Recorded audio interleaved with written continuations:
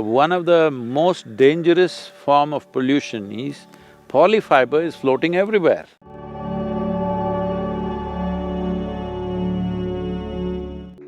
As a nation, we have been a textile nation for hundreds of years or thousands of years.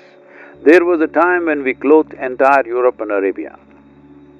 Literally 60% of the clothing was from India.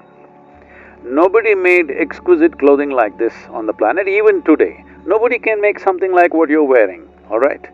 Right. Nowhere else on the planet. Because these skills won't happen overnight.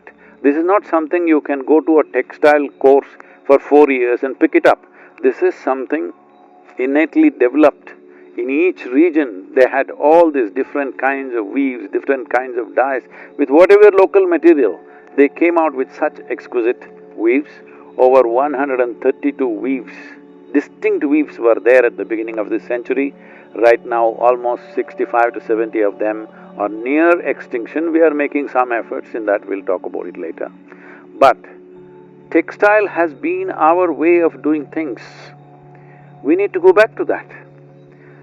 This has been disturbed essentially during the British era, when they wanted to systematically break the Indian textile strength because they wanted to build Manchester, which they successfully did, okay? Now people are very proud to call Coimbatore the Manchester of India. I said, please don't do that, huh?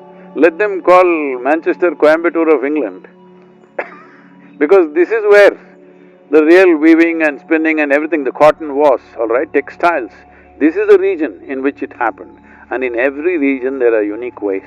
If we bring this back, even in reasonable context, if we develop the needed markets, if we revive the skills that are there, I'm telling you, in this country, easily it will employ anywhere between 200 to 300 million people within the next 5 to 6 years' time.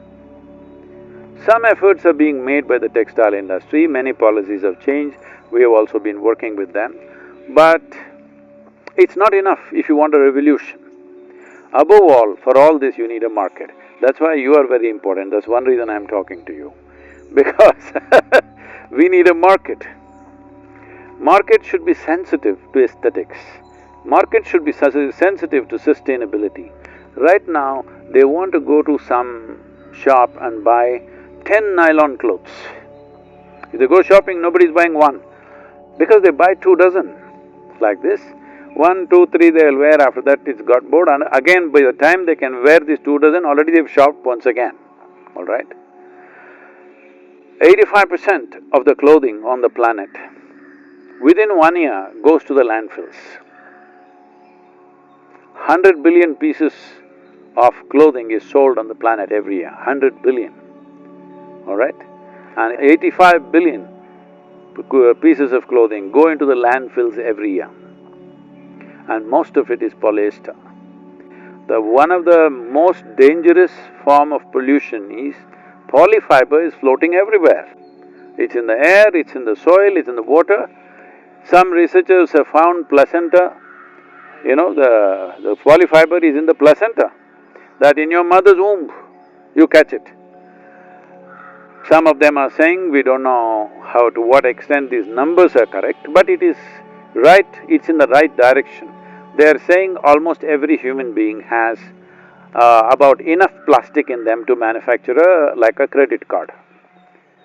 You know, you have to pay someday, if you carry a credit card in your system, you keep paying, all right? You cannot recycle, only 1% is being recycled because nobody uses this polyfiber just as it is. It is always mixed in a complex mix to get various textures and whatever. So you can never recycle that complex material. If it was just pure nylon or pure polyfiber, we could have recycled it. You cannot recycle it because it's mixed with various other things, so recycling is not possible. Only 1% of the polyfiber that you're using in terms of clothing is being recycled. Rest is just going into nature, and it's coming back to us in so many different ways. The credit card in your heart.